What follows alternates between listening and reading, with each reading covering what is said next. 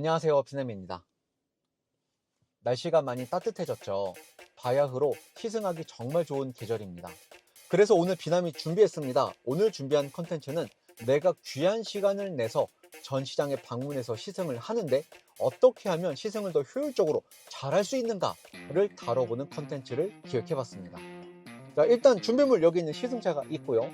비남이 근무하는 부천전시장의 코스를 돌아보면서 내가 시승을 만약에 해본다면 이런 코스를 한번 영업직원에게 요청해보면 좋겠다라는 생각을 해보시면 좋겠습니다.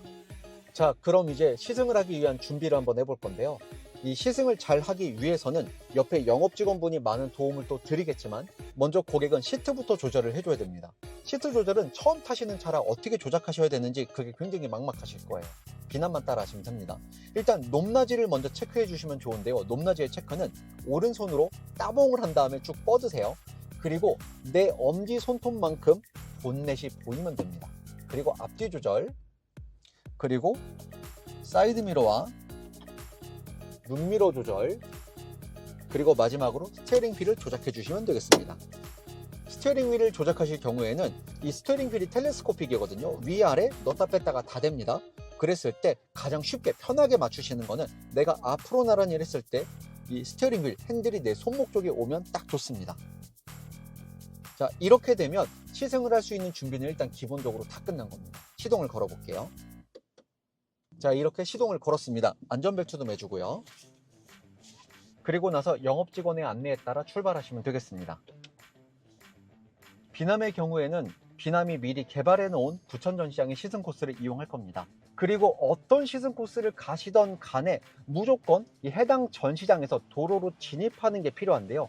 이때 영업직원이 센스가 있다면 이런 도움을 드릴 겁니다. 차종마다 다르지만 BMW 차량은 대부분 다 서라운드 뷰가 있는 차량이라면 이 마크가 있습니다. 눌러주면 효과음과 함께 이렇게 화면이 바뀔 겁니다. 그리고 여기서 파노라마 뷰를 눌러주면 전방 화면이 파노라마 뷰가 되면서 양쪽 도로가 훤히 보이죠. 근데 제 시야에서는 도로가 안 보입니다. 내가 주차장에서 외부 도로로 진입할 때 좌우에 있는 차량들을 미리 볼 수 있는 이런 서라운드 뷰에서 파노라마 뷰를 먼저 보여드릴 수 있을 거예요. 자, 부천전시장 비남의 시승 코스는 여기서 좌회전을 합니다. 그리고 이 카메라는 꺼주고요. 그리고 여기서 쭉 직진을 할 겁니다. 직진을 하면서 방지턱을 넘어 볼 거예요. 그리고 이렇게 좁은 도로를 지날 때 이 차의 폭이 너무 넓진 않은지 이런 것도 한번 느껴볼 겁니다. 그리고 지금처럼 좁은 도로를 지나 보면서 이 차의 폭이 불편한지 않은지 느껴보고 울퉁불퉁한 이런 도로를 지날 때 이 차의 승차감이 어떤지도 함께 느껴봅니다. 그리고 또한 이 차는 SUV X3거든요. 그래서 운전석에 앉았을 때 내가 느끼는 시야도 충분히 높고 넓게 느껴지는지도 체크해 주시면 더 좋습니다. 역시 방지턱을 또 하나 넘고요. 우리는 여기서 우회전을 해야 됩니다. 그런데 역시 이쪽 시야가 안 보이기 때문에 이렇게 파노라마 뷰를 이용해 줍니다. 그러면 역시 저한테는 시야가 안 보이지만 여기서는 이렇게 차가 오는 게 넓게 보이죠. 이런 식으로 안전운전을 할 수 있다는 것도 영업직원분께 기능 설명을 요청해 주시면 더 좋습니다.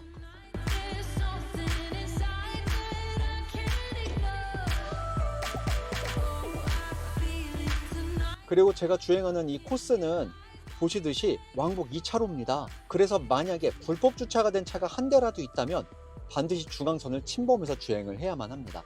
그때도 역시 이 차의 핸들링과 그리고 내가 보는 시야 이런 것들이 불편하진 않은지 나한테 편한지 느껴보시는 좋은 코스입니다. 전방에는 30km 카메라가 있고 여기는 노란불이 점멸하는 사거리입니다. 천천히 주행해 볼게요.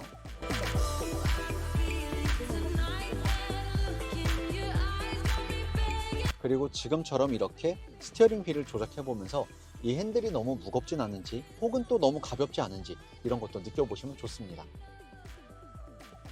자, 역시 방지턱을 또 넘고요. 앞에는 할머니 한 분이 계셔서 이렇게 비켜서 가겠습니다. 지금 속도가 시속 30km밖에 안 됩니다. 그러니까 이런 저속으로 주행을 하면서 방지턱을 넘을 때 이 승차감이 나한테 불편하지 않은지 이 차는 요철을 어떻게 대응하는지 이런 것도 느껴주시면 시승하시는 데 큰 도움이 될 거예요. 지금 여기서도 방지턱을 또 넘습니다. 그리고 이렇게 방지턱을 넘을 때 여러분들이 느끼시면 좋은 건 이런 SUV 모델은 1열과 2열 승차감 차이가 엄청나거든요. 그래서 지금 방지턱처럼 단이 좀 높아요. 2열이 쿵 떨어지는 이런 코스를 주행해 보셔야 2열의 승차감을 더 잘 느끼실 수 있습니다. 또 넘을게요. 이렇게 2열의 승객들을 태우시는 분들께서는 이런 코스를 반드시 달려보셔야만 합니다. 역시 또 후륜 쪽이 쿵.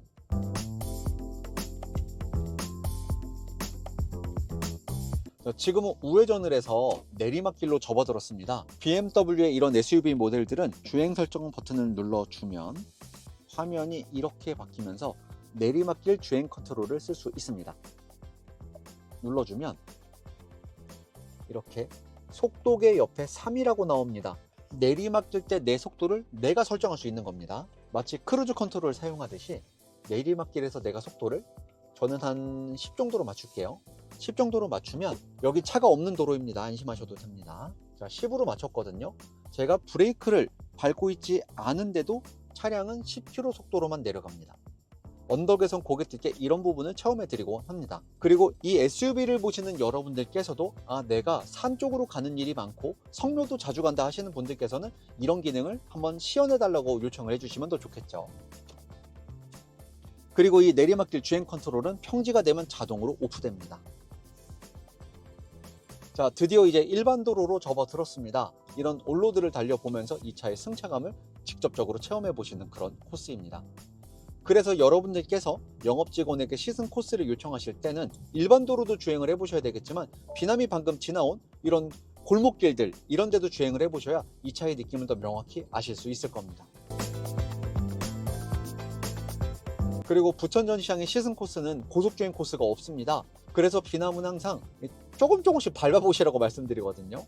예를 들면 지금처럼 시속 40km입니다. 이때 잠깐씩 밟아주는 거예요. 이런 식으로 순간순간 가속력을 느껴보시게 안내를 드리고 있습니다. 제가 있는 부천전시장이 고속도로가 인접해 있지만 늘 막혀요. 그 부분이 좀 아쉬운 부분입니다. 그리고 지금처럼 신호가 정차된 상태라면 오토홀드 기능을 선보여 드리곤 합니다. 요새 오토홀드가 없는 차가 거의 없다 보셔도 무방하지만 가끔 오시는 고객들 중에 오토홀드 기능이 없던 차를 타고 계시다가 이번에 차를 바꾸시는 분들도 계시거든요. 그럴 때 이렇게 오토홀드 기능을 설명드리면서 정차 상태에서는 브레이크에서 발을 떼셔도 된다, 편히 쉬고 계셔라 라고 안내를 드리고 있습니다. 그래서 여러분들께서 역시 내 차에 오토홀드 그런 게 뭔지도 모르겠는데 하시는 분들께서는 BMW 차량을 타실 때 오토홀드 기능 역시 시연을 요청해 주시면 더 도움이 많이 되실 겁니다. 그리고 이렇게 정차 시에는 또 비남은 항상 BMW의 이머전시 콜 기능을 안내 드리고 있습니다. BMW 차량은 차량 안에 유심칩이 내장이 되어 있고 차량 스스로가 전화 기능을 갖고 있습니다. 이 전화 기능을 아무 때나 쓰는 건 아니고 에어백이 터졌을 때 혹은 내가 강제로 SOS 버튼, 이 뚜껑입니다, 열고 이걸 눌렀을 때 차량은 BMW의 긴급출동센터로 비상콜을 요청하게 됩니다. 이 콜이 넘어가서 상담원이 전화를 받을 때 이미 상담원은 이 에어백이 터진 상황이냐 아니면 이걸 누른 거냐, 이 차의 위치는 어디냐, 이런 정보를 미리 알고 전화를 받습니다. 그리고 거기에 맞춰서 여러분들께 도움을 긴급히 드릴 수 있는 그런 역할을 수행할 거예요. 신호가 바뀌어서 또 룰루랄라 주행해 봅니다. 이렇게 일부러 노면이 울퉁불퉁하고 좋지 않은 길을 달려봅니다.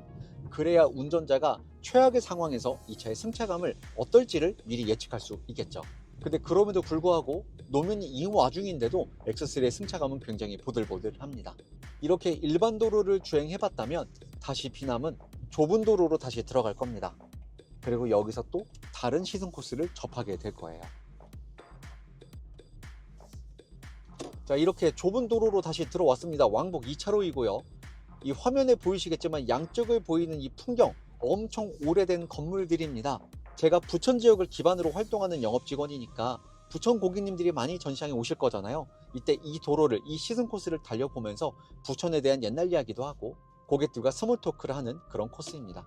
특히 이 영상을 보시는 부천 고객님들께서 이 도로를 보고 옛 추억에 잠기신다면 그죠, 부천이 진짜 많이 변했죠. 그렇게 많이 변했음에도 아직도 이렇게 옛날의 모습을 보존하고 있는 그런 동네도 있습니다. 자, 여기도 역시 노면이 울퉁불퉁하고 방지턱이 꽤 단이 셉니다. 후륜 쪽이 쿵.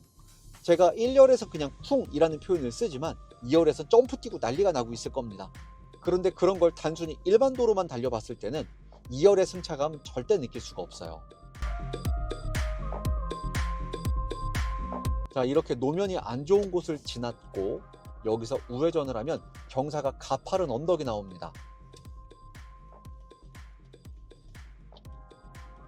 이 차량이 190마력밖에 안 되는 차량입니다. 이렇게 경사를 올라갈 때 출력이 부족하진 않은지 지금 에어컨도 켜져 있거든요. 지금 굉장히 부드럽게 그냥 힘들이지 않고 올라가고 있습니다. 이렇게 언덕길도 고객이 오르막길도 체험을 해보아야 이 차의 출력이 어떤지 역시 다양한 환경에서 체험을 해볼 수 있습니다. 역시 방지턱 2개 연속으로 넘어주고요. 뒤에 차량이 오지 않아서 이때는 역시 또 내리막길 밀림 방지 장치를 내리막길 주행 컨트롤을 써볼 겁니다. 자, 지금 시속 26에 맞췄어요. 그리고 전방에 있는 카메라는 30km 과속 카메라입니다. 저는 26에 맞췄으니까 그냥 가만히만 있으면 됩니다. 스티어링 휠만 조향만 해주고 브레이크를 전혀 밟을 필요 없이 그냥 차한테 맡기고 내려가주면 됩니다. 강원도에 자주 가시는 분들은 이런 기능이 굉장히 편하시겠죠.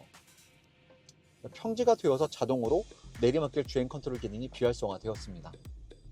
방지턱 넘어주고 역시 또 한 번 넘어줍니다. 그리고 지금처럼 앞에도 불법 주차된 차량이 있죠. 당연히 저는 이 차를 피하려면 중앙선을 침범해야만 합니다. 이때 마주오는 차가 있다면 이 차가 그런 면에서 운전이 편한지도 느껴볼 수 있습니다. 그리고 지금은 시승 막바지임을 고객에게 안내해 드립니다. 곧 있으면 전시장에 복귀하게 되고 여태껏 운전하신 느낌이 고객께 어떻게 다가왔는지를 여쭤보는 그런 코스입니다.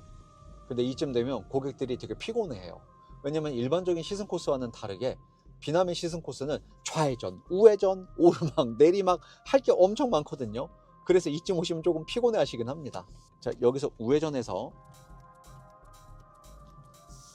방지턱을 또 넘어 볼 겁니다. 자, 이 코스에서는, 자, 요건 페이크고요. 이 코스에서는 일부러 방지턱을 오른쪽 바퀴, 조수석 쪽 바퀴는 그냥 평지에 두고 운전석만 방지턱을 넘습니다. 이때 느낌이 또 다르거든요. 이런 식으로요.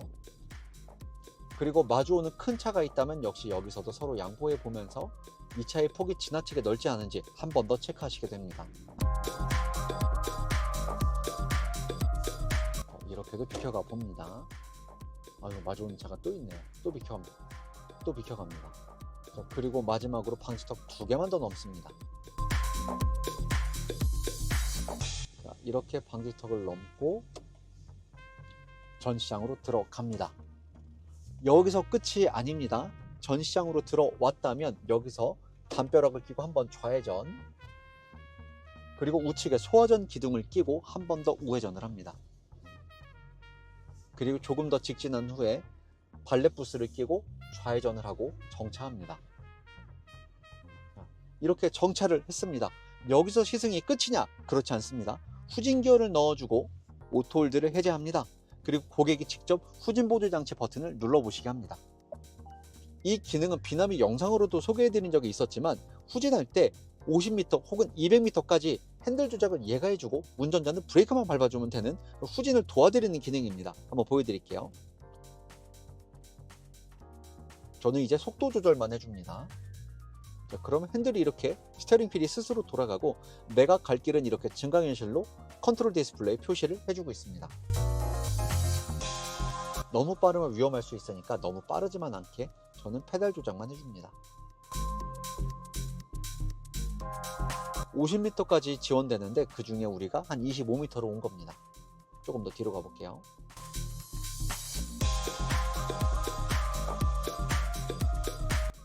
저희가 한 3m 남았습니다. 자, 이러면 이제 이 기능이 해제되었습니다. 지금부터 직접 제어하래요. 자, 그리고 여기서 마지막으로 아까 보여드렸던 파노라마 뷰를 한 번 더 보여드립니다. 자, 여기 보면 제가 후진으로 이 도로가로 나가려고 합니다. 이쪽 시야는 확보가 되었는데 이쪽 시야가 보이지가 않습니다. 자, 저는 후진으로 나가고 싶은데 저 도로가 지금 이 담벼락에 가려서 안 보여요. 그때 이렇게 파노라마 뷰를 눌러주면 내가 후진을 할 때 좌우에 있는 도로에 있는 시야를 완전히 확보할 수 있습니다. 자, 이렇게 보여드리고 끝이냐? 그렇지 않습니다. 이렇게 기능을 다 보여드렸다면 이렇게 좌회전을 한 다음에 차량을 그늘에 세우고 그 다음에 카플레이나 안드로이드 오토를 연결해 봅니다. 비남은 이제 비남이 맨날 타는 차니까 카플레이를 해놨거든요. 이렇게 카플레이 연결을 해놔서 여기서 티맵을 실행해 본다거나, 그렇죠, 혹은 유튜브 뮤직 이런 것들을 실행해 보면서 고객이 실제로 내 핸드폰과 차량을 연결했을 때 어떤 느낌으로 나오는지를 보여드리고 있습니다. 그리고 이런 기능을 모두 보여드린 후에는 이거는 사실 선택 사항입니다. 주차도 직접 해보시게 합니다.